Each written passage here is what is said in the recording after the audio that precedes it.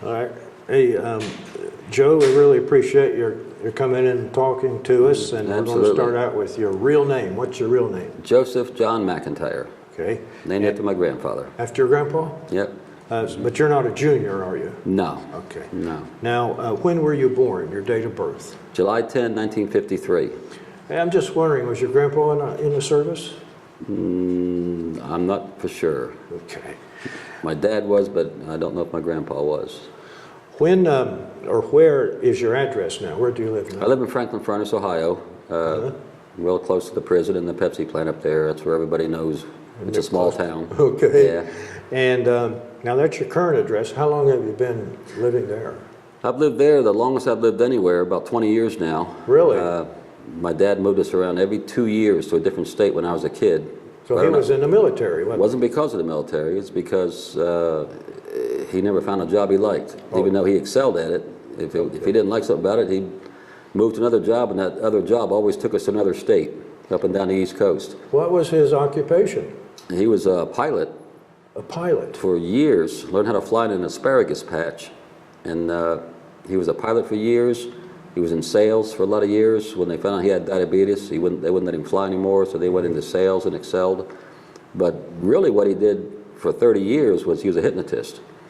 Really? Yeah, he taught himself how to hypnotize people. He used to practice on us when we were kids. Really? And he got people to quit smoking, lose weight through hypnotherapy. And clack like a chicken? No. He said you can't hypnotize somebody to do something against their will. Okay. And the only person he said that he can't hypnotize is a moron, because they can't concentrate on what he's saying. That's funny. What was your dad's name? William Harry McIntyre. That's a good one. He's gone now, but he was a character. That's the word I was going to use. Yeah, he's self-employed his whole life, and if he made his nut what he needed to pay his bills by Wednesday, he wouldn't work the rest of the week. Okay. He'd go camping, ride his motorcycle, go on a sailboat, and I'd say, Dad, you got next week to worry about. I said, I'll worry about next week. Exactly. Well, before Franklin Furnace, then, what was your address? You had a lot of different addresses. I did. Okay. Lived up in Portland, Maine. Just name some of the places where you've lived. Oh, Portland, Maine, recruited for the Navy there. I lived in Alabama, West Virginia, Florida, New York. Was this all while you were in the Navy, or just traveling around with your dad? No, this was me moving my family. You moved you're like your dad. Yeah, I swore I would never be, and I did. I moved my kids every 2 years, too. Yep. But now they're settled here, married with grandbabies, so we're not leaving the grandbabies. You can't leave the grandkids. We're here in Franklin Furnace now. And so your mom and dad now, what was your mother's name? My mom's name is Madeline. Madeline? Madeline. Mm-hmm. Okay. What was her maiden name? Geib. G-E-I-B. Geib. And where was she born? She was born in New York, Oceanside, where I was born. Oceanside, New York? Mm-hmm. Okay. Now, where was your father born? Dad was born in, I'm pretty sure he was born in Philadelphia. If not, it was southern New Jersey, just like right across the Tacony-Palmyra Bridge, about 17 miles difference from Philly. He was in that area. I'm going to ask you this question. Do you know your father's parents' names? No, because I was adopted by him when I was 5. By your father? Yeah. Okay. And then... My real dad I never really knew. How about your mom? She's my real mom. That's your real mom? Yeah. And this guy stepped up to the plate? Yeah, took on 4 of us kids and 1 in the oven. Yeah. Or no, wait a minute, 2 of us kids and 1 in the oven. We wound up being 7 of us eventually. 7 of you? Yeah. Okay. Dad stepped up. We all took his name. Good. Mm-hmm. What were your mother's parents' names? Her father? Her mother was Geib. And her father was Gromberg, because that was my original name, Joseph John Gromberg. Okay. And when Dad adopted us, it changed to McIntyre. Okay. So I'm assuming it was Gromberg. Do you know their parents' names? No. No. I tell you, we go back as far as we can. Now, my wife does. She follows genealogy. Oh, really? Okay. And she's Alaskan Indian, and she's got her whole heritage down. I mean, way back. Has she looked at yours, too? She wants to, but it's hard to find stuff on my dad. I don't know why, but... Right. You know, Dad was, like I say, he was a self-made man. Well, he moved around a lot. Yeah. I mean, he taught himself everything. Hypnotherapy, second-degree black belt in Aikido, had his own dojo, and Really? went to Japan and brought a guy named Saltomio to the United States back in 1975 to spread Aikido around the country. And that it was, did? Yeah, because before that there was like, you had a dojo in California, one in Chicago, and one in New York. And that was it. Yeah. Steven Seagal even had to live over in Japan to learn. Really? Yeah. So your dad kind of He was instrumental in bringing roots here. Aikido to this country. Yeah. good arm. Well, tell me your wife's name. Rena, R-E-N-A. Rena, yeah. Is that her original name? No. Her mother's, they're full-blown Aleutian Indian from Alaska. Aleutian Indian from Yeah, from the Alaska? Aleutian Islands. And the island she was from was Nikolsky, somewhere out in that long panhandle there. And her mother couldn't speak English very well. And her real name, she named Rena, it was supposed to be Rena, but it was spelled Rina. And instead of her middle name being Louise, it was Lewis. So it was Rina Lewis Krukov. So Rena had to change to Rena Louise, so it sounded more feminine. What was her maiden name again? Krukov. Krukov. K-R-U-K-O-F-F. A lot of Russians up there, and the Russians married a lot of the Indians. Have you been to that island? No, but I've been to Anchorage, where she lived the first 15 years of her life. Okay. Yeah. Is that where you met her? No, she was a secretary for the Marine recruiting office in Portland, Maine, when I was a Navy recruiter. Okay. And the Marines were too cheap to buy their own coffee, so they'd send Rena over to get cups of coffee for them. And that's how I met her. Those jarheads. Oh, I'm telling you what. But the gunny there gave her away because she didn't have a father at our wedding. Really? So it was a military wedding. It was awesome. That's great. All the recruiters from different services. Fantastic. Well, you did have brothers and sisters? Oh, yeah. There were 7 of you altogether, Yeah. I think you said. Okay. Yeah, I had 2 brothers and 4 sisters. What were your brothers' names? Bobby's the oldest. He's a year older than me. And he retired from the Navy after 23 years on submarines. He and I were on brother duty together on the boat. And then there's my sister Kathy and Susan. Their next door neighbors live up in Rochester, New York. They're very close. And then there's my sister Patty and Jeannie, who live in Florida, where my mom lives. And then the baby boy, Billy, he died 6 years ago. Oh, did he? Yeah. Okay. So, but your mom's still living? Oh, yeah. She's down in Florida? Where is she? Sarasota, Florida. Sarasota. Yeah, where I graduated high school from and enlisted in the Navy from. Okay. And now you had a brother that was in the Navy too. You guys buddied up? No. Went in together? Or? He went in a year before me because he was a year older, but he went to nuclear power school up in Schenectady, New York. That was a 2-year-long school. And I wasn't as smart as him, so I went straight into the Navy and volunteered for submarines. And when I hit the boat first, Bobby put in for brother duty, and because we still had a brother home, they'll let you do brother duty. Okay. You know, so he came to the boat like a year after I was on it. So you were on the same boat for a while? Yep. So you're married, and do you have children? I have 4 kids, yeah. What are their names? Joey's the oldest. He's 38 or 9. What does he do? Unfortunately, he just got laid off a few months ago from, he was working for a dealership, car dealership in the parts department up in Ashland, and Glockner bought him out and he got let go. So he's been trying to find something ever since. Was he ever in the service? No, none of my kids were. Okay. No. So Joey, he's the oldest. And then Eddie's the second oldest. There's a year apart from those 2. Eddie's been 18 years with Big Sandy as a repairman. Okay. And then there's my daughter, my only daughter. She's a school teacher in New Boston. Okay. And then there's What's her name? Anne-Marie. What's her last name? McIntyre. McIntyre, Yeah. okay. And then there's my youngest son. He's just turned 30, and he's out in California in, what do they call that, where all them computer wizards are. Silicon Valley? Silicon Valley. Really? He was working for Walmart Labs for the last 2 years, and he was going to go to Google and Facebook. They're all there. He was going to go to Google, and he decided, him and a partner, to venture out on their own, and that they're developing something. They're giving themselves 6 months to develop it. 6 months to be billionaires if they don't make it. Well, Go back to Walmart. In 2 months, well, no, they'll go to Google. They didn't like Walmart. And they're in demand. I mean, he makes like $160,000 a year. Does he? Oh, shoot. Yeah, he's always been a wizard with computers. And Fantastic. Yeah. Now, Now they have children. You have grandchildren. Yeah, I got 4 of ours and then 2 that from another marriage that we can still consider our grandkids. Are they local, spread out all over? They're all here, yeah. Joey has my little granddaughter, named it to my mom, Madeline. And Eddie has 2, a boy and a girl. And then Anne-Marie has a little boy. Okay. And the oldest is, I think, 13. And then the youngest my daughter has is 7. Your oldest grandchild is 13?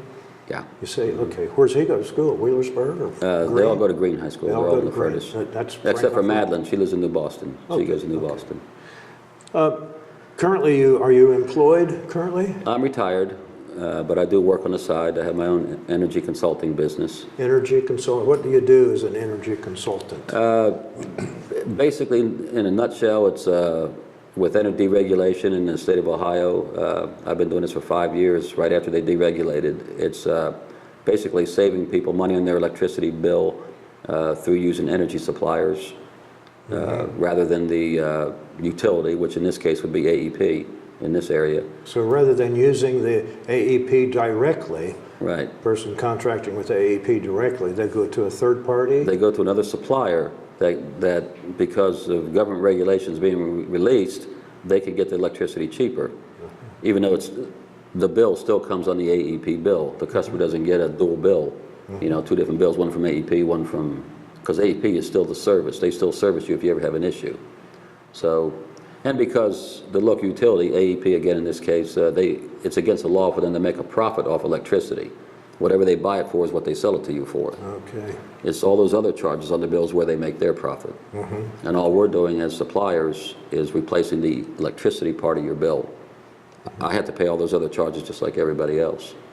Yeah. Now, before you did that, what was were you in the Navy? Is that what you retired from then? No, I only put 8 active years in the Navy. I got out of the Navy in '79. Okay, what did you do then? I went right with 3M company down in Florida, 3M? selling for them.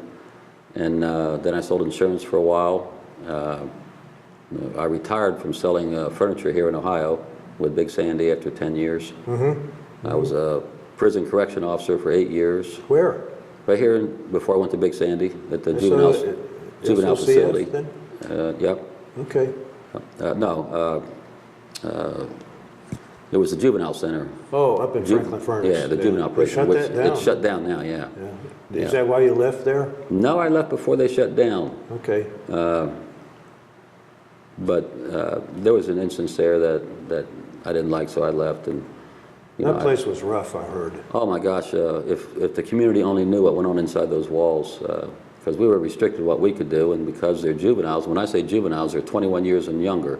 Yes. And you get these gangbangers from Dayton and Toledo and Cincinnati that are muscle bound. Well, shoot, I got my son a job there, and he got his kneecap blown out in a physical intervention. Oh man. And he can never go back to that line of work again. Right. It was so bad.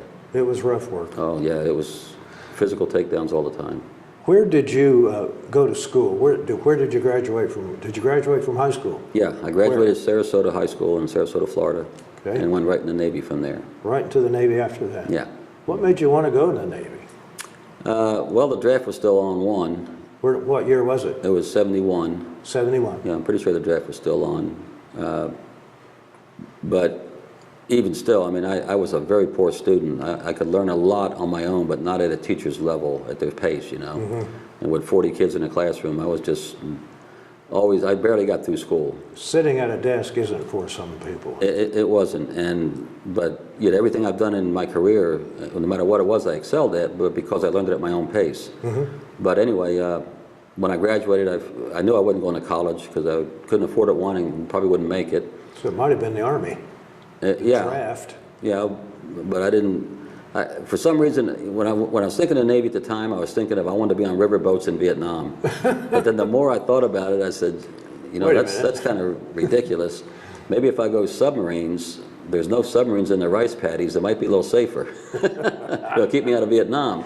Little did I know we had our hazardous times too. Did you? Oh shoot, yeah. Did you go to Vietnam? No, not on submarines. No. Okay. Well, you graduated from high school in 71. And went right into the Navy, and it was 8 years there, right? Now, where did you do your basic? Was that Great Lakes? Or? No, I did my basic in Orlando, Florida. Orlando, that's yeah. right. And I did my A school there, which was torpedo A school. I was a torpedoman. And then from there, it was 13 weeks. And then from there, I went to Connecticut to submarine school for 5 weeks. Okay, okay. Yeah. Did you like that process? Basic, AT? And... I did. I did. I got a little week break, vacation to go home to visit the family right after boot camp. Then went to A school, right back to Orlando. And then I bought a new used car, best one I ever owned, to drive to Connecticut to my next duty station, which was sub school. Yeah. What did your folks think about you going into the service, the Navy? As far as I can remember back, because it was long ago, they had no problems with it. They thought it would be good for me. I'm sure they had reservations about me going on submarines, but if they did, they never said. They were proud of me, and I had good parents. Mom's great. I think they just think that it was a good thing for me, and if I chose submarines, well, then that's what I chose. So how long were you on submarines after you went to sub school? I mean, there's training and all that sort of thing. I think you said it was 5 weeks or what? Sub school was 5 weeks, and then and they put you on a sub? Reported right to my sub, like within a week, and that was right there out of New London, Connecticut, where the sub school was. That's where my boat was stationed. Was that the same sub you reported to, the Tennessee? The Tennessee, yeah. I was on it for 4 years. Yeah. Okay. Were you on that boat for 4 years, you said? That was home away from home. That was home. Yeah, because we were out at sea all the time. You were? Yeah, the fleet ballistic missile subs that carry those 16 missiles that shoot up, they go out for 3 months. I mean, they're out all the time, but they have two different crews, a blue and a gold crew. So the blue crew will go out for 3 months, then they'll come into port, and they're in port for 3 months, and the gold crew will take it out. Whereas on a fast attack sub, it's one crew all year round. And you're just Was out that to sea. you, a fast attack sub? Fast attack nuclear, yeah. Okay, what does attack sub do? I mean, I hear the word attack. Well, your ballistic missile subs, they usually cruise at periscope depth or maybe 100 feet, a little lower, okay? They don't always go too deep for sake of firing the missiles when they have to. And fast attack subs, anywhere where there's a boomer, we call them, the ballistic missile subs, there's a fast attack to protect them. And we were the deep divers. We'd make sure there was no Russians deep anywhere around us. How deep can you go in those things? That's one thing I won't say, but what I will say is deep enough to where we would take a string. The sub I was on was only 32 feet wide, okay? Now they're huge, but anyway, we take a string and put it on one side of the hull to the other inside the torpedo room and pull it tight. And then when we go deep, that string would have a huge bow in it. It would just... Because the pressure on the outside. Right, the pressure of the hull would just... That's amazing. Yeah. That's amazing. Well, how long were you out then? How long would you be out? We'd be out for... I did 2 Mediterranean runs, one in 72 and one in 74, each one 6 months long. 6 months. But the longest I was underwater without servicing was 52 days. And... that seems like a lot to me. I mean, is that a lot? It was. The first week or two was the hardest. Why? Well, because either you just came out of port or you weren't on a mission per se, but now you're on a mission. And the only reason you stay down that long is because you're on a mission. I mean, at that time we were tracking a Russian sub and we couldn't leave. We were right behind him. We were following him the whole time. Really? And that's what we did. That's what the spy subs, it was the Cold War. It was all about spies. Yeah, it was the Cold War then. Yeah, it was all about spying. Were you ever followed by a Russian sub? Not that we know of. The Russian subs were very noisy because they mass produced them. They outnumbered us with subs, 100 to 1. But they mass produced them so fast that they were leaky, they were dangerous. They were called widowmakers. And they were easy to detect. So we could detect them a lot quicker. And what we would do is, the subs have their propeller in the back, and the sonar can't hear behind you because all you're hearing is the propeller. So we get in behind their propeller. And that's when the Russians will do what they call the crazy Ivan. What that means to Russians is they're going to clear their baffles. They're going to go left and right to see if anybody's following them. But we have to know when they're doing that so we can stay right with them. Matter of fact, we got a award, the Meritorious Unit Commendation, we all did for special submarine operations in '72 following that Russian sub. Do you know the name of it? The sub? Yeah. Russian sub? No. Okay. I don't. So you followed them for how long? How many? Oh gosh, it had to be. Month? We were in it for 52 days, so I'd say the whole 52 time. days following that sub. Yeah, and we couldn't run the stills because it would make noise. Couldn't run the what? The stills that produce fresh water for us. Oh. So we No. took what we called submarine showers, where you put a little water in the sink and this kind of thing pat into your arms, and because the stills would make too much noise. What you had to drink? I mean, water you already supplied with bottled water? We had storage of water, but we had to conserve it because we couldn't make any more, and we didn't know how long we were going to be in track. Finally, another American sub, the USS Dace, relieved us in track, and that's where we got the accommodation for. We actually got relieved by another sub, and we went on our own way without ever being detected, and the Dace continued following them. Really? Yeah. It was pretty cool. It sounds like it. Mm-hmm. It sounds exciting in a way. It was. I mean, I was a torpedoman, but I never worked in a torpedo division the whole time on that boat. What'd you do there? I drove the boat.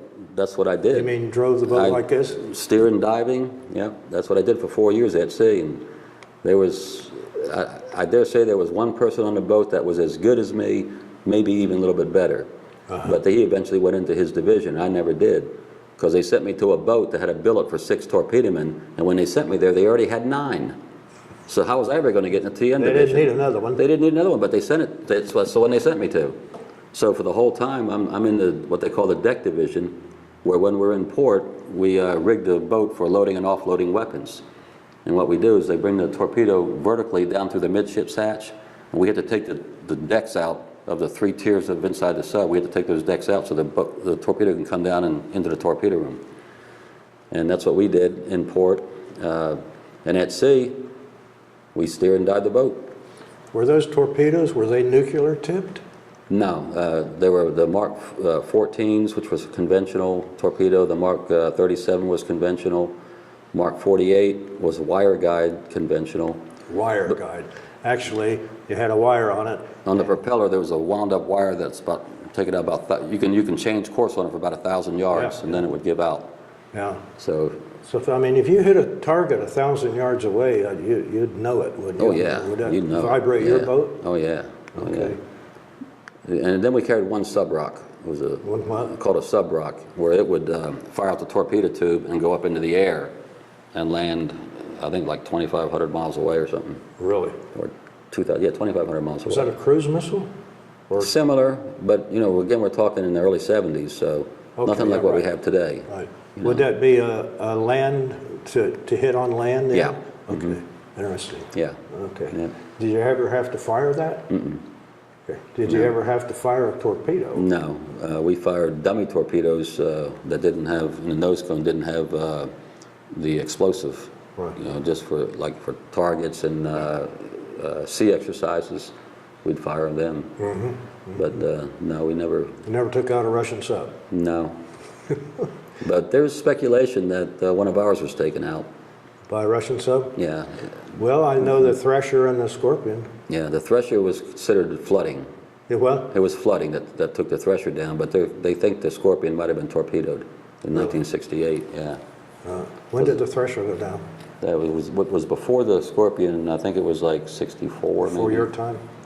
Yeah, well, the Tenosa is a sister boat to the Thresher. We were both identical boats, commissioned at the same time, and when the Thresher went down, they brought the Tenosa in the yards to refit it totally, and that's when they came out with what they call subsafe, to where every valve on the boat had a backup valve, every switch had a backup switch. That was the problem with the Thresher, wasn't it? There was no backups. Yeah, it was a well-built boat, but it just... Spring a leak, that's it? Yeah, and there's 5 compartments in the boat, in the Thresher and in the Tenosa, and you had a major valve in each one of them. And matter of fact, on the Tenosa, twice a year we had to station a qualified submariner under that valve, and we go down to test depth, not crush depth obviously, but test depth, which is deep, and put a bucket down there and count the drops per minute. And if those drops exceeded a certain amount of drops per minute, it was considered dangerous. We got to get it fixed. Oh yeah. I mean, this is a nuclear sub we're talking about. We got a bucket counting drops per minute. That's a good one. Makes you think, High tech. Yeah. Yeah. Well, all that sounds very, I mean, what's it like living here? I mean, you're down for 52 days at one time. You better be friends with everybody. Oh yeah, it's a close camaraderie. We always say we were shipmates then and we're brothers now, and that long at sea, and again, we're at sea all the time. You know, the only way a captain could advance was to keep his boat at sea in the action. And so we're out all the time. And we'd have what we call casino night. Casino night, okay. Where the hospital corpsman on the boat, the doctor, if you will, the corpsman, and maybe the chief radioman would play for the house. And we'd have all the tables in the crew's mess. There were six tables. We have them set up with different roulette board, poker, blackjack. They took it serious. They kept books. At the end of a 6-month run, you know, you either going to win $7,000, $10,000, $15,000. You owed that much. And you had to pay up. And they know when you get paid. Oh yeah, oh yeah, yeah. When we went on those long runs, we had to fill out wills and everything. Yeah. You know, everything had to be. You weren't married then, were you? No, I met my wife on recruiting duty after the subs. Oh right. Yeah. Okay. Which is a good thing. It was a good thing. Yeah, because a lot of my buddies got divorced. You know, you see them leaving their wife and kids on the pier, and we're going out for 6 months. Right. You know, it was a rough life for married people. I'll bet. Yeah. I bet. Well, that was a small boat, you said, too, compared to boats today. Compared to boats today, yes. Yeah, today they're 1 and 2 football fields long. Wow. We were 268 feet long and 32 feet wide. And you had missiles, though, didn't you? No. You didn't have... Not on a fast attack. Not a... The ballistic missile ones did. They were bigger than us. Right. We were the fast attacks. We were You had the small. How many torpedoes did you have on board? I'd say we could carry, we only had 1 torpedo room. We didn't have an aft torpedo room like the diesel boats did. Okay. Or torpedo tubes. We only had 2 four forward ones. Probably carried, we could carry 14, maybe 15 torpedoes. And matter of fact, when I first reported to the boat, you had to earn a rack. I slept on torpedo skids. Really? Yeah, if we had an empty skid, we put a mattress on, and that's what I slept on in the torpedo room. And when I finally did, 2 years into it, earn my rack, it was in what we called the diesel alley area where the diesel generator was. There's a hatch down there, and the diesel gen was down there. And we had 6 bunks here on the wall and 6 here, and the bulkhead it come up in a curve because the sub's shaped like a cigar. And I had the top rack. And the way that rack was shaped, it was the only one on the boat like that. It was called the one-legged rack. You couldn't have both your legs down here because it come in like this. It wasn't square like everything else. This one curved in like this. You know, so either you got your legs on top of one another, or one's hanging out, or you curl up. That didn't make you want to go back to the torpedo skid? There was times, but you get used to it. It's the only privacy you're going to get is in your rack, because then you just close your curtains. Yeah. You know, it's the only, otherwise, you're trying to sleep in a torpedo room. It took you 2 years to earn that rack, too. Yeah, turn that one-legged rack. I had a choice. Joe, if you want that one-legged rack, you can have it, or you got to stay in the torpedo room, because we just don't have any more racks. What kind of food did you have on board? The best. Really? The best. When we started at sea, we had steaks, lobster. I mean, submariners got the best food, but of course, you eat all your perishables first because they'll go bad. Like apples and things like Lettuce, that? things like that, yeah. So we had the best food, and then as time goes on, you know, you're running down on stores, and, you know, you don't know when you can come back in to replenish, so you start eating what we got, you know. When you're following that Russian sub, though, could you go about cooking and all the noise that goes with cooking and everything? Yeah, but they were, I mean, everything, missile hazards, we call it missile hazards, where everything had to be strapped down. And before we even started a mission, like when we're crossing the Atlantic, knowing what we're going to be doing, we know we're going to pick up on a Russian. We know we're going to be following them. We go through drills where we do what we call angles and dangles, and we'll say we'll be at 500 feet, and then they'll say make your depth 800 feet with a full down degree and a full left rudder. You know, go, you know, just try to shake up the boat and make sure that if anything's loose, it'll come out, and then we'll know to tighten it down. Right. So we did that. We did the angles and dangles all the time to make sure everything was buttoned down good.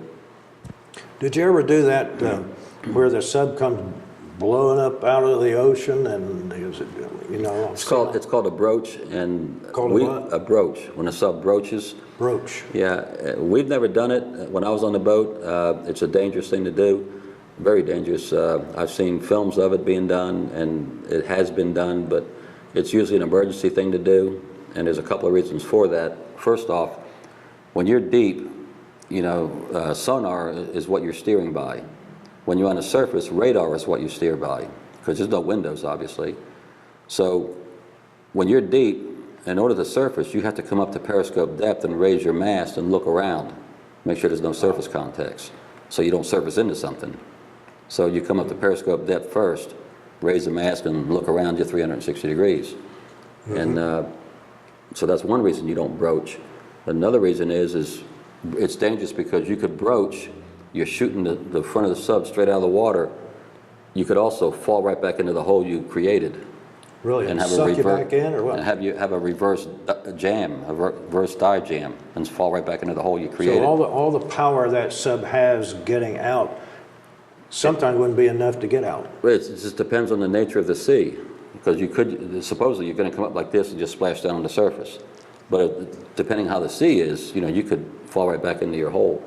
So it's not it's an emergency tactic, not anything to do for photography or for fun, but it's been done, obviously, because I've seen it. We just never did it.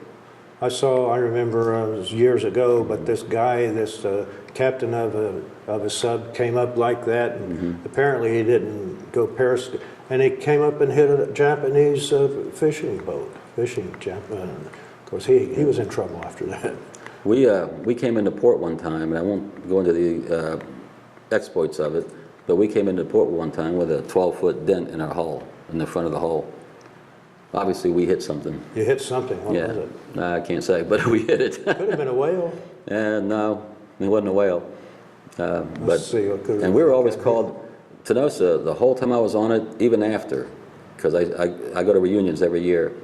Well, my boat's decommissioned now, but they called it the Tilting T, because the Tilting T. Tilting? Because every time it was in port, you need the fairwater planes stick out like this, and they were always tilting like this. Why? Because it had a leaky ballast tank in that never got fixed. So you could always tell when Tenosa was in port, because everybody else is standing tall like this, and here's the Tenosa like this.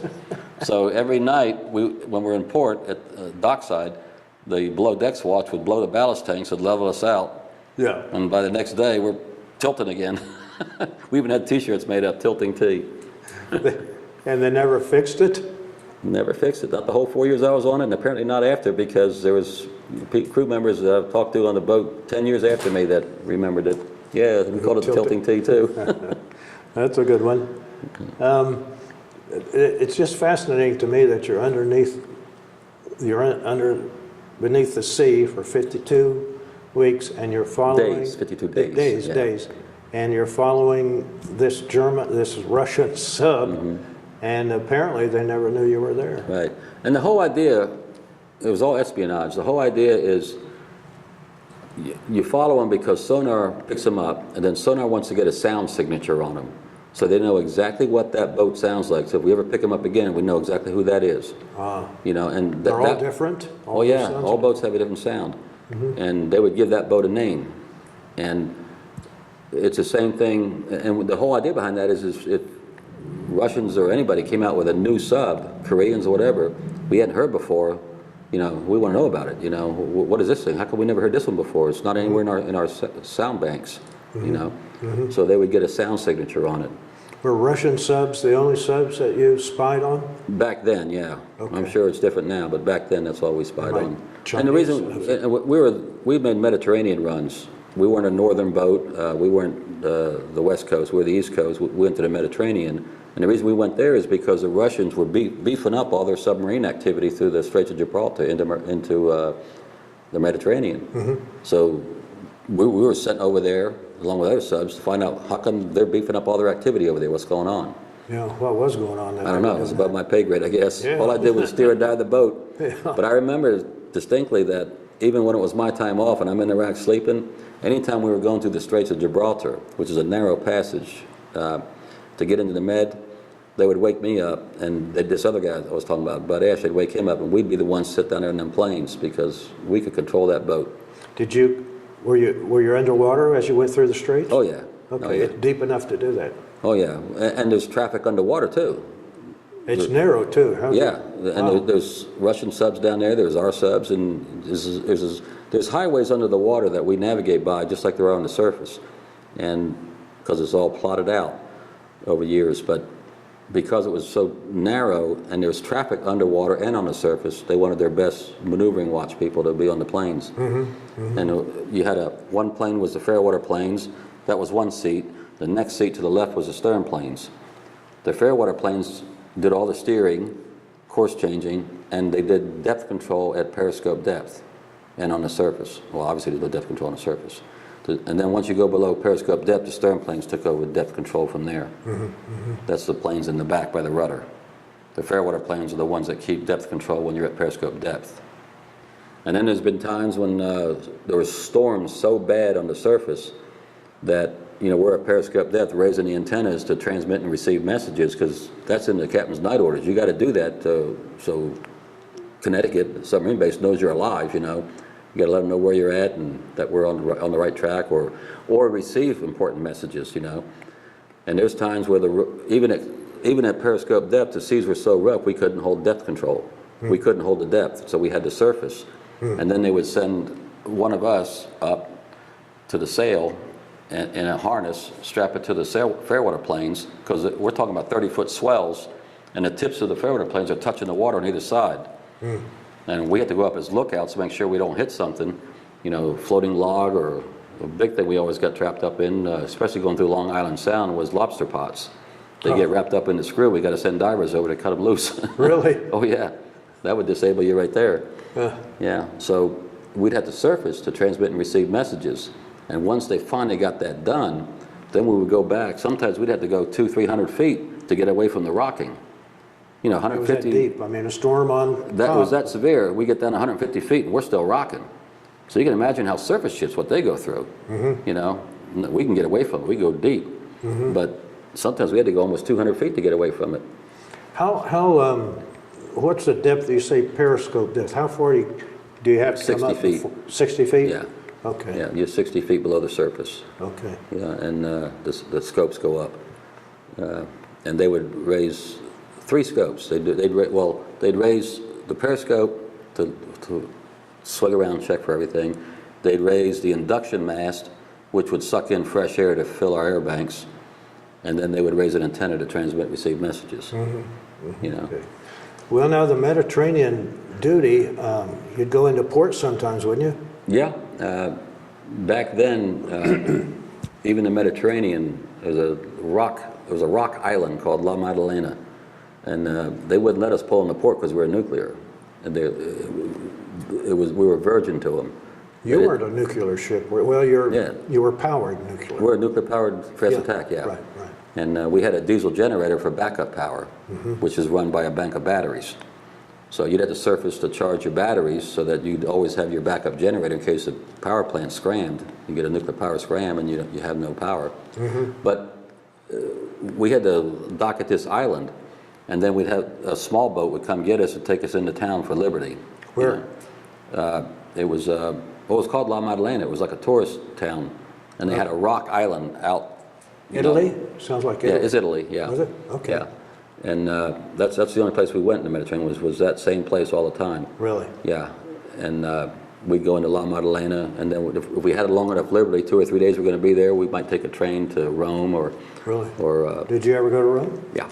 I went to Rome, and but we did it once, but me and the guys I hung with, we weren't like the other guys who strapped the camera on them and went to the sightseeing things. We just foot ourselves up to the furthest parts of the hills we can get and go into the bars where the real Italians were. We wanted to see the real life. And how did they greet you, the real Italians? Were they back up in the hills? They greet us great, but down there at the local level where all the Navy guys are, you weren't treated so good. You know, they'd try to take advantage of you. Or, probably had some bad experiences with some sailors once in a while, or they knew the sailors were paid well. I'm sure, you know, and they would try to take you for your ride, for your money, for whatever, you know. But me and my buddy, we like to go up. He wound up being my best friend and my brother-in-law. Him and his brother were on the same boat, brother duty with us. All right. Yeah. So we would go up into the hills and go into this. We went into this one bar where there's a lady had her head on the table. She was out of it from drinking, and we heard a parrot in the back room, a parrot, and then this guy come in with a bag of groceries, and saw me and my best friend there, and whipped out a loaf of bread and shared it with us, and some cheese. Were you in uniform there? No, we couldn't wear uniform in port. We were in dungarees. And how did he know that you? Well, he Well, must we're have been. American, but they're not used to seeing Americans that far up in the Right, little right, tiny right. villages. Most Americans will stay down and party and try to pick up girls and all that, you know. Yeah, yeah. But we wanted to go way up in there and find a, See the local culture. yeah. And you this know. guy shared his bread with you? Oh yeah, we knew that was for his family, you know, and we told no, it's okay. And then two other guys were at another table, and there's another guy that was passed out, and they would take some matches and stick them in his shoes and set it on fire. And this old lady that had her head down, when she finally woke up, she'd go like this, slam the table for another beer, and they'd bring her a beer. It was great. It sounds great. Yeah, Too bad you couldn't spend some time there. I mean, I know. I would have loved to. Yeah. But we didn't see too many places. We went to Holy Loch, Scotland. That was always a submarine pull-in, and what was that like? the weather was always bad every time. We pulled in there twice when I was on the boat, and it was rainy, windy weather both times. Did you get liberty?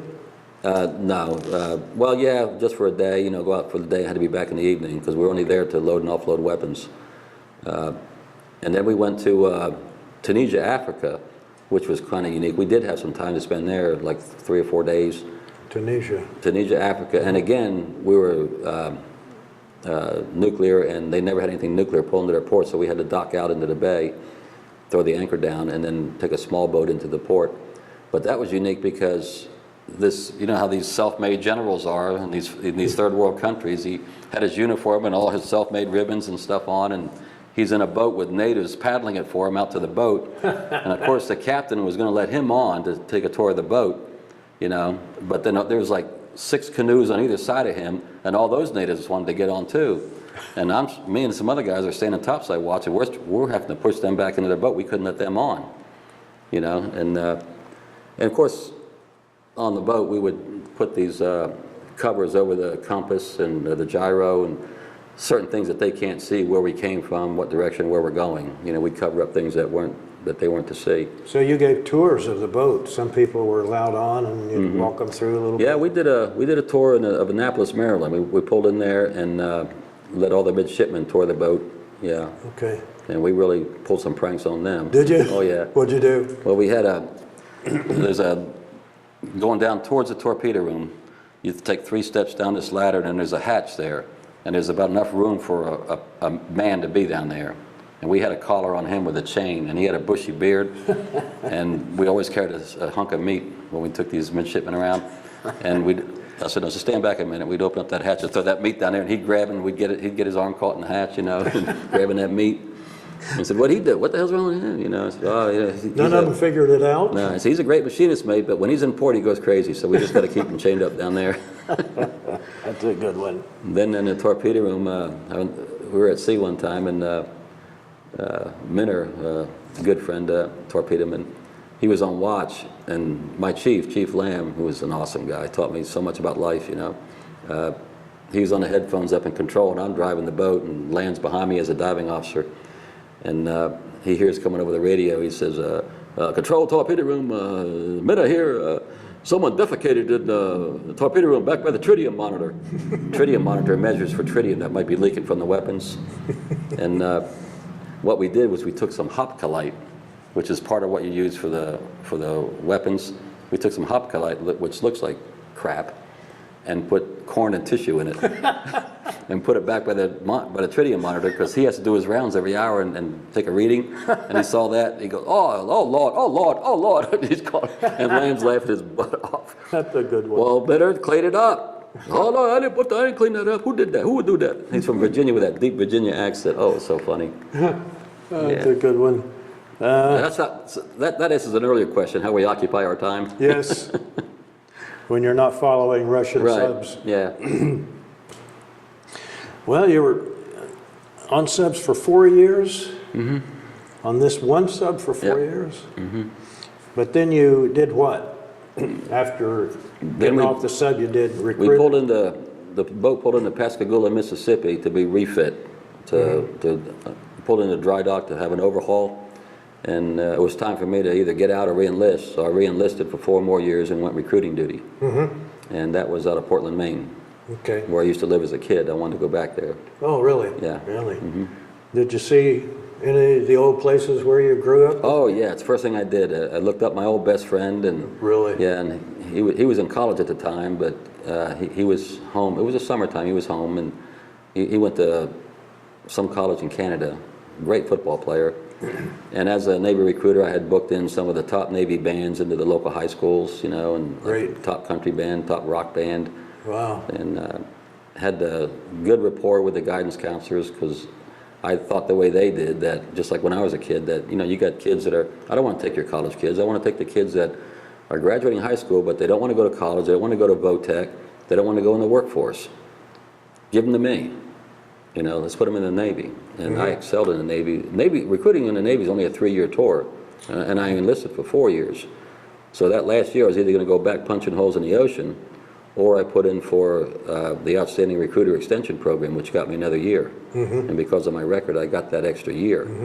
And then the decision time was coming up, because I had 8 years in. Now what? Well, now they're going to give me another $10,000 re-enlistment bonus. And I had made E6, but they wouldn't let me sew it on unless I re-enlisted. So if I re-enlisted, I told my wife, I said, I'm going to ask for the world. So I told her, I said, I want to change my rate from torpedoman to Navy counselor. I want to be recruiter in charge of Sarasota, Florida, because I happen to know that that chief down there was retiring. I want a recruiter in charge of Sarasota, Florida, $10,000 enlistment bonus, and my TM, which is a critical billet, I want to change to Navy counselor. Knowing damn well they weren't going to approve it. Well, the captain of NRD Boston calls the captain of NRD Miami, and they work it out, and they approved everything. They did? Yeah. And I looked at my wife and said, You're on the hook. oh, yeah. Well, I said, I'm getting out. I can't. I decided to get out anyway, and I went right with 3M Company. Went where? 3M Company. 3M Company. Yeah. When did you get married? 76. 76. And you met your wife in where? Portland? Portland, Maine. She was a secretary for the Marine recruiters when I was. How'd she end up there from Alaska? Her sister married a Navy guy, and lived in Portland, Maine, and she was raising 2 kids after she got divorced, and quite frankly, so Rena takes a bus out from Alaska. No, I take it back. At the time, she was living in Hood River, Oregon, with a lady who more or less adopted her, because her mom was out of the picture, and her dad was 6 months of the year on the slopes, oil slopes. Oh. So as a kid, they had her and her brothers and sisters had really no upbringing. So this lady called Cricket, who Rena called her grandma or something, she raised young ladies in Hood River, Oregon. How they came about meeting each other, I don't remember, but Rena took a bus from there to Portland, Maine, to be with her sister and help raise her kids. And that's how I met her. And I actually introduced her sister to another Navy guy, and they're still married today. Live up in Grove City. Grove City, Ohio. Yeah. And they're why we moved here to Franklin Furnace, because they did live in Franklin Furnace. Oh. That's why we moved here. Okay. And then 1 year later, they moved to Grove City. Now, you said, Rena, your wife has done some type of research on her family background or something? Okay, what'd she come up with? Oh my gosh. Relatives of hers that were during World War II, that, you know, they were lost at sea on Navy ships, because the Navy ships were trying to rescue them from certain islands, and pictures of them. You know, I mean, she's been doing this for years, following all kind of genealogy on her family, and it's just amazing what she's found. Because again, back then, most of the Alaskan Indians today, the Aleuts, are from Russian descent, because the Russians would marry them. And matter of fact, my wife, for the first 15 years of her life, spoke only Russian. Really? Yeah, she didn't speak any English at all. Interesting. And now she don't know a word of Russian, you know, but she still pronounces things to the T, like instead of curtain, it's curtain, you know. I mean, not to drive you nuts sometimes. You know, some of those islands out there were invaded by the Japanese during World War II. I too. Yeah. Does she know about that? Yep. She showed me stuff that too. She's showed me where Japanese had killed a lot of the Aleuts and imprisoned them, made them slaves, all kinds of stuff. And most of her family from those years didn't make it through. Oh. You know. Yeah. Well, did you said you attend reunions, so you've kept in contact with your buddies? Yeah, well, not for a lot of years, other than my best friend, who wound up marrying my sister. He and I have been best friends for 40-some years until he died a couple years ago. But it was 6 years ago, the torpedoman on my boat started this pig roast every year 30 years ago.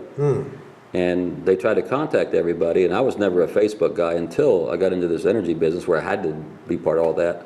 And they were trying to find me and couldn't. And finally they found me on Facebook when I had a Facebook page, and they knew that I was one of the few torpedomen left from the boat that was not too sick to come and not dead, you know. So they got a hold of me, and I got a hold of Pat, my brother-in-law. Said, hey, they got a reunion, Pat. They've been doing this for 20-some years. Yeah. And it's back at the sub base. Well, it's in Rhode Island, but right across the border. They do it in Rhode Island Yeah. every year? Yeah. There's a submarine captain who's long been deceased now that has a patch of land. It's actually a horse pasture. And my old chief and some other buddies who live in that area still, long retired, they clean up that horse pasture about 2 months prior to the reunion and do all kind of fundraisers to get money together, you know, so they can buy the beer and everything. And by the time the first weekend in August rolls around, it's ready, and campers pulling from all over the country for it. Wow. It used to be just for the torpedomen on the Tenosa of my day, and then they changed it to anybody that was on Tenosa during that 4 years I was on. Then, like in 10th year, they changed it to any submariner of any rate, past or present. So now it's a big submarine reunion, and you see a lot of the young guys are still on the boat. You know, they're Really? in port, and they'll come over and. You tell them stories? Oh shoot! I never thought I would be one of the old dogs, but I guess I am. They have a club called the. Oh gosh, it's slips my mind. It's the name of the very first submarine that we had in the Navy. It starts with the H. It starts with an H, but it's not Hunley. The Huntley was a Confederate submarine. Yeah, it was. And the first submarine was a wooden one, or like the Turtle in the Revolutionary War. But This one starts with an H. It's. Are you sure it's not the Langley?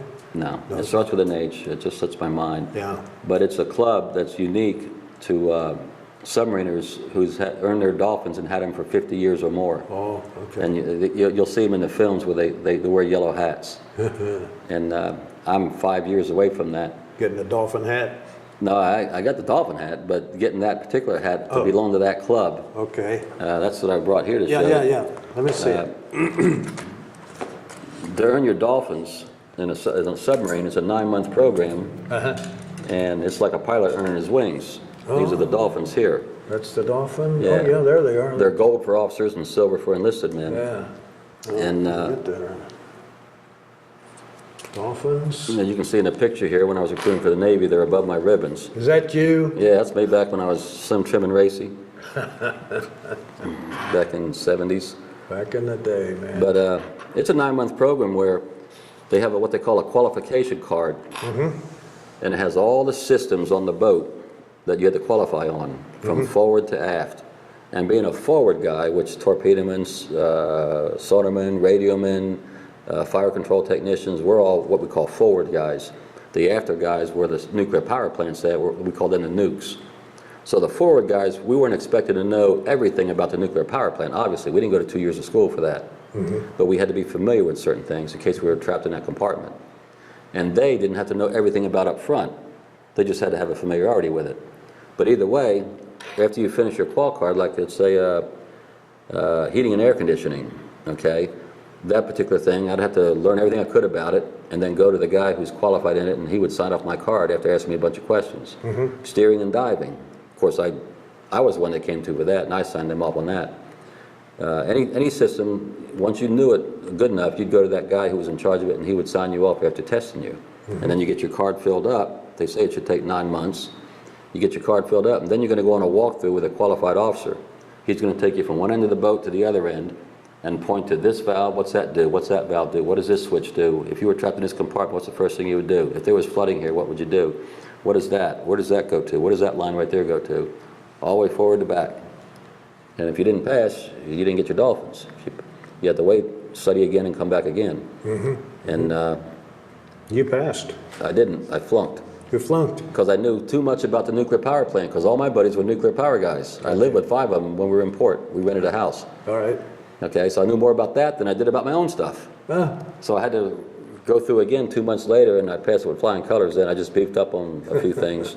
But then once you get your dolphins, this is old school. I went through it, but my brother-in-law, when he got them, he didn't. My best friend, and that's your guys in your division will take you to the local bar when you pull in port, take your dolphins and put them at the bottom of one of those milkshake mugs that they mix drinks with at a bar, and then they'll take a shot of everything in the bar and pour it in there, and then they can do anything else they want after that. They can put cigarette butts in there, they can put pickled eggs in there, anything they want, and you got to drink that whole thing down and catch your dolphins in your teeth. Well, they outlawed it because a couple of people died from alcohol poisoning. But stupid me, I went and did it, and I felt fine afterwards, caught the dolphins in my teeth, I felt fine, and they said, no, you don't feel fine, you gotta throw up, we gotta make you throw up, you know, so they took me in the bathroom and bent me over, and sure enough. Up it came. Yeah, they said, I don't care how you feel, you gotta throw it up. When did that happen? That was I qualified in 72. 72? No, 73. 73, yeah. That's when you bit the dolphin. Yep. That was in 73 that I qualified on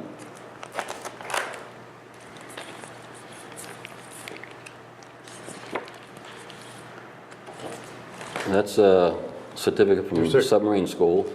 Yes. This was at Meritorious unit commendation from the Secretary of the Navy for special submarine operations.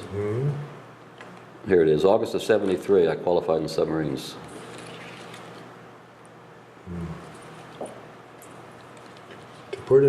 Torpedo man's mate seaman.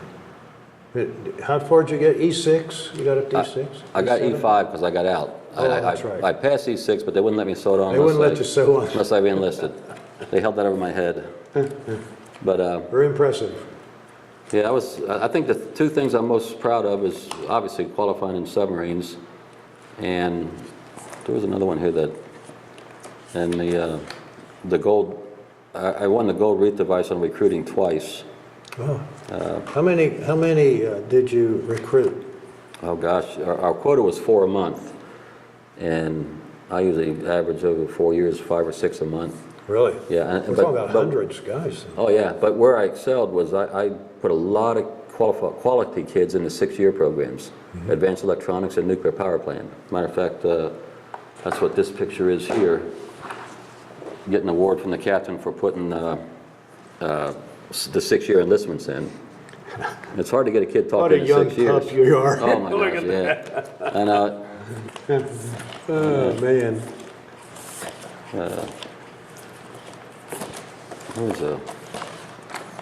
There it is. That's from a guidance counselor up in Portland, Maine, and 2 of the kids I put in. There you are again. I awarded them a Navy plaque for referring so many good quality people to me. You've got who's that? That's my old captain on recruiting duty. Did you have a good captain on the boat? Yeah, we had a couple of them, but yeah, they were good. I'll never forget one time the captain we had a submarine ball, if you will, and Pat and I, my brother-in-law, we were so crazy. We went up to the captain and asked him if he'd mind if we danced, and he goes, "Sure." He thought we were talking about his wife, and we said, "No, we want to dance with you." And he said, no. Said, "You guys need to go back and stifle." So you had your captains were good. They were good. Very good, yeah. Did you ever see that movie, Caine Mutiny? No, I didn't. The captain wasn't good in that movie. That was Humphrey Bogart. Oh, no, we had good captains. Yeah. This is a buddy of mine. He was a radioman. He just came up to visit me 2 weeks ago. Really? He's double retired now. He retired after 20-some years in the Navy. Then he went to be an assistant dean of a college and retired from there after 10 years. So he double dipped. Right. He was a radioman, and he's fully retired. And he travels all around the country, and he stopped in to see me. He just saw that picture. Here's my buddies from the boat. My old chief, Chief Lamb. He's in his 70s now. There's my chief, he was my first class torpedoman, but he made Master Chief also and retired. And there's old Minnie, the one that we always picked on, the one that was on the headphones with the defecation by the tritium monitor. And then there's somebody there. That's Emma. Emma's a multimillionaire. He is. Yeah, he's the one I have the electric business with, his factory in Rhode Island. It's he designed this huge driving piler that drives pilings into the ocean. Oh. He developed a bit for it. Oh. He became an engineer afterwards. Now he's fully retired and he just sold his company. Of course, there's me. How old are you? I'll be 65 in 2 months. 65 and 2 months. Okay. And there's my old chief there. He's the one that started the pig roast 30 years ago. And this is up in Rhode Island? This is at this submarine, the pig roast, yeah. You can see all the tents in the background. Oh, yeah. It's like a good times had by all. Yeah. Show me a picture of your sub here. That's what this is. Yeah, this is the old, I forget what year it was, but they hauled her out off the coast of Washington State and sunk her. They sunk it? After they stripped the power plant out of it and they buried the power plant. But that's the sub I was on. Tenosa. Fast attack submarine, nuclear. It is no more. It is no more. Who's that in? Do they, hey, what's this called? The sail? That's the sail. This thing's called the sail? Yeah. Sail or the conning tower, it's called either one, Okay. yeah. So who are those guys in the sail? One would be the officer of the deck and the other one would be a lookout. There should be always at least two up there. Like I say, in rough seas, when you're on the surface, they'll put stanchions. There's holes, 3 holes in these sails. They'll put a stanchion there and a stanchion there on each side, and then we'd have a life vest on with a chain that would hook to those stanchions, and we'd stand there and do lookouts. Has anybody ever washed overboard? Oh yeah, all the time. Of course they pull them back. Yeah, because you're on that safety chain. Yeah. But you can see when I say we were 30 feet up, and these tips would hit the surface, we're rocking so bad. Wow. Yeah. Interesting. Tenosa. Did they sink it in the Atlantic Ocean? Yeah, off the coast of Washington. Tell me one more thing, a couple more things here. You have a musical career. Yeah. Tell me about that. I've always loved country music, and I played guitar since I was a kid. I should be a heck of a lot better with it now than I am, but I've always been more of a singer than a guitar picker. I strum mostly to keep up with the singing. But I sing in local pubs and lounges around the area. It helps with the supplement to my retirement income. Brings in some, if you will, tax-free money. Well, also, what was the worst thing that ever happened to you in the service? On the sub? Yeah. The worst thing that ever happened to us, we were actually in a jam dive on the planes, and where the jam dive means when you were ordered to make your depths 300 feet with a 10-degree down bubble, and you put them down, and they wouldn't come back up. They stayed at a jam dive. Oh. And they stayed at that jam dive for a while. Luckily, we were in real deep water. And finally, and the way to get out of a jam dive is to push them all the way down, speed up, and make a sharp left turn. And that slows your speed down by turning left on the rudder, and then pull them way back. Pull both planes way back, both of them at sharp left. And that usually slows you down and gives you time to try to recoup from the jam dive. And what it was, and we recouped. It started coming up. Were you on the controls at Yeah. that? You did that? Yeah, and what it was, I was shivering. I was only, 18, 19 years old.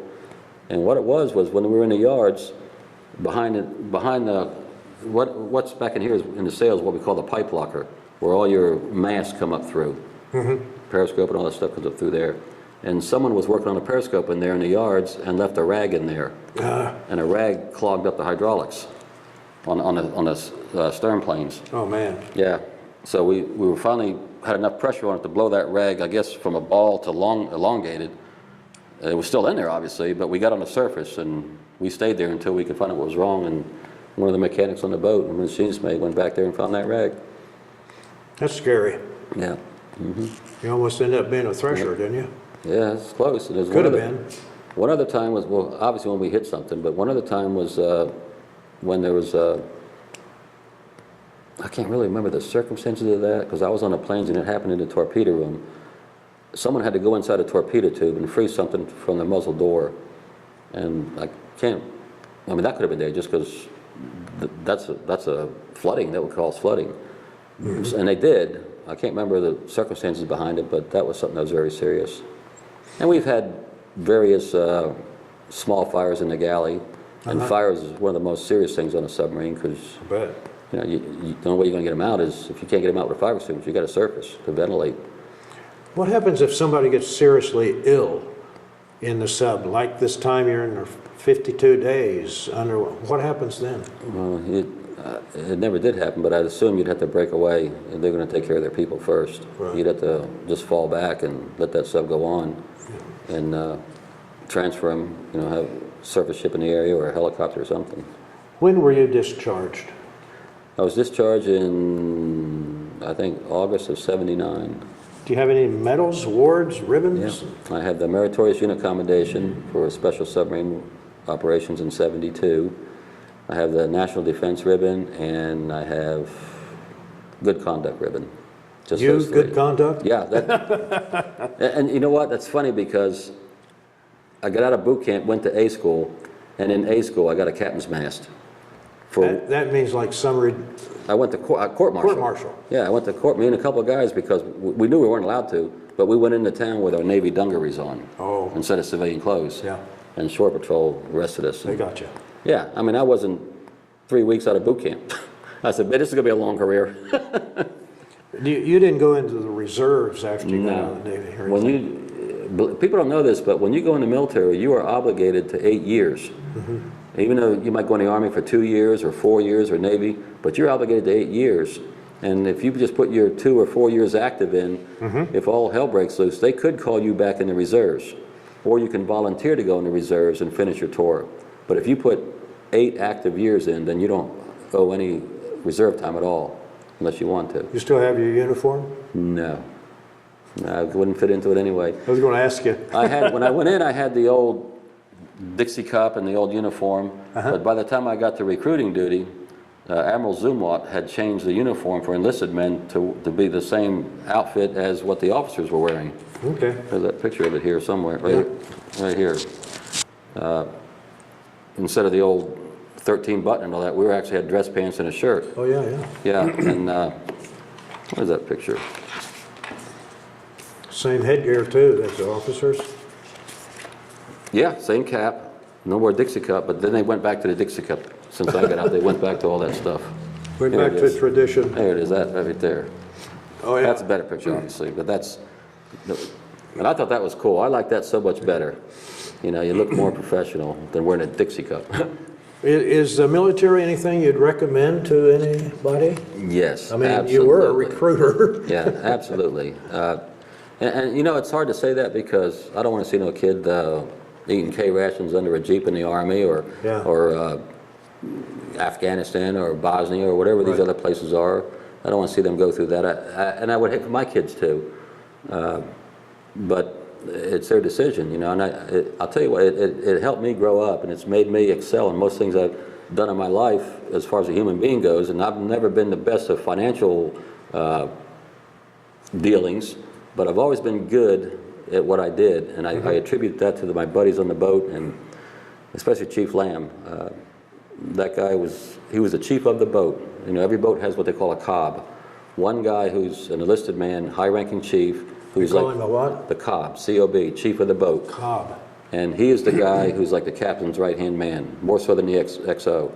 He's the guy that runs the whole enlisted men on the crew, nuclear and forward, and he runs the deal. And he's probably the most submarine qualified of any of them. But we'd have a field day where at sea where you have to, you know, clean the toilets and all, you know, just scrub the whole boat inside and out. He never had me do anything that he didn't get on his knees and do himself. Now, of course, once he did it, he'd get up and go about it, supervising other deals, but he never told me to do something as a young boy that he wouldn't do himself. That's good leadership. Yeah, oh, he was immense at it. Good leadership. He gave me he gave me this at the last, and he could have given it to anybody there, but he gave it to me and I was so proud. It's the muzzle door of a torpedo. What is it now? We do it. It's a medallion for the muzzle door of a torpedo, and he gave it to me because he just wanted me to have it, and I thought that was so nice of him because he could have given it to anybody. Yeah. You know. Oh, look at that. Yeah. That's the muzzle door. That's what you'd see if you looked at a submarine from the outside. Right. And this is what you'd see if you looked at it from the inside. Right. Interesting. Yeah. And he appreciated me because, like I said, I never went in the TM division, but yet I made all the way up to first class torpedoman by studying books and going down to the torpedo room on my free time and just watching and learning. Instead of working with it all the time like the other guys did, I had to learn out of books with no teacher. But like I always said, if I learn it at my pace, I can learn it. And then Chief Lamb sent me to different torpedo schools, even though I never worked in the TM division. He flew me out of Italy when we were overseas to go to a 48 school back in the States. And Joe, is there anything else you'd like to say? I would like to add one last thing. I want to give my best friend, my brother-in-law, give him credit. He was on the boat with me. Yeah. Him and his brother, and me and my brother. But Pat and I were the best of friends for 45 years, and he died a couple years ago, and it just hit me hard. But I want him to be mentioned in this. Patrick Kenny, he was a radioman, sub-qualified, on the boat same time I was, and wound up being my brother-in-law. And Say his name again. Patrick Kenny. Patrick He's actually Kenny. from Youngstown, Ohio, and he and I would be at family reunions for all these last 40 years, and we see all our kids and all their kids, and I mean there would be 100 people, and we just look back and we're the old dogs. We'd say, you know, Pat, we started all this, you know, we started all this. Yeah, you did. And now he's gone, and but I know he's looking down, and Oh, yes. yeah, but I wanted him mentioned in this. Thanks, Joe. Thank you. Appreciate your time and courtesy.